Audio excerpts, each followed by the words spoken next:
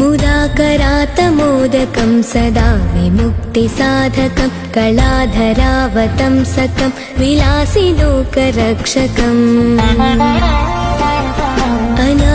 अनायकैकनायकं विनाशिते भदैत्यकं नताशुभाशुनाशकं नमामि तं विनायकम् न तेतरातिभीकरं नवोदितार्कभास्वरं न मत्सुरारिणीचरं नताधिकापदुर्धरम्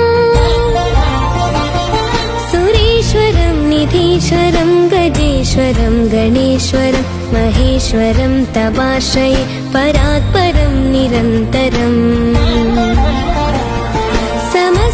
समस्तलोकशङ्करं निरस्तदैत्यकुञ्जरं दरीतरोदरं वरं वरे भवत्रमक्षरम् कृपाकरं क्षमाकरं मुदाकरं यशस्करं मनस्करं नमस्कृतां नमस्करोमि भास्वरम्